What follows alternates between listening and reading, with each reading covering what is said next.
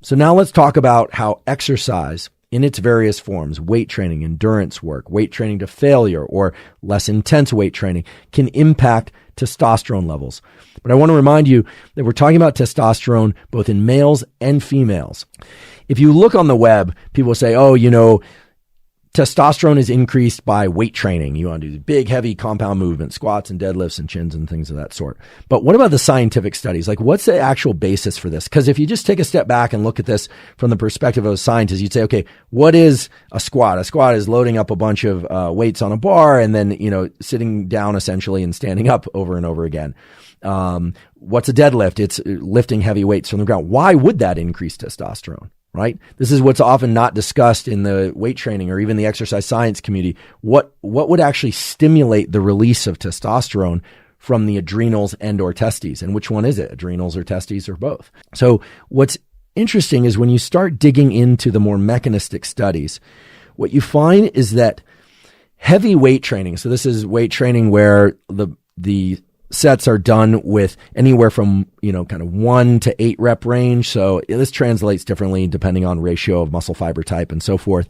But where basically people are working at anywhere from like 70% to 95% of their maximum, or sometimes even going right down to their 1 repetition maximum, really kind of, max effort.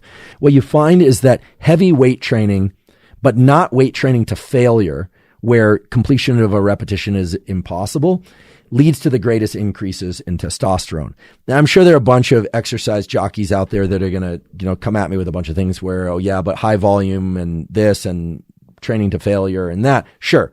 If you're willing to kind of put things side by side, adjust for exogenous testosterone treatment and all the rest, which was done in these studies, what you find in general is that weight training with heavy loads, so anywhere from 1 rep maximum to somewhere in the 6 to 8 repetition range in males or females, increases testosterone significantly. And it does it for about a day, sometimes up to 48 hours. But they all point to the fact that there's something about the engagement of the neurons that recruit high threshold motor units in muscle when moving heavy loads, but not to failure, that has to provide some sort of feedback signal either to the gonad to produce more testosterone or is increasing the activity of receptors in the body.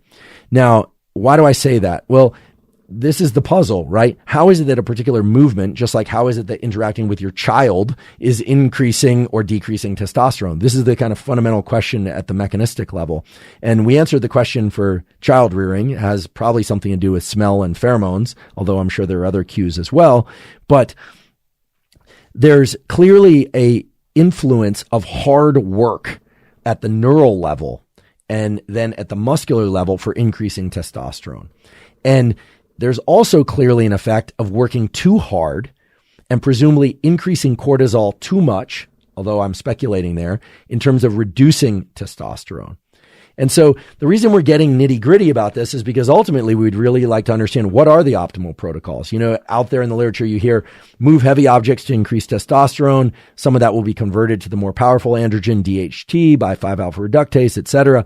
But we really don't understand yet how these particular behaviors increase testosterone and whether or not it's doing that by modulating the receptors or it's modulating testosterone release directly, presumably testosterone release directly and sensitivity of the receptors. That's what most of the muscle physiology studies that I was able to find point to. But this basically boils down to a particular set of protocols where if you want to increase testosterone for whatever reason, that weight training with heavy loads, but not to failure, seems to be the best supported, at least scientifically supported solution to that.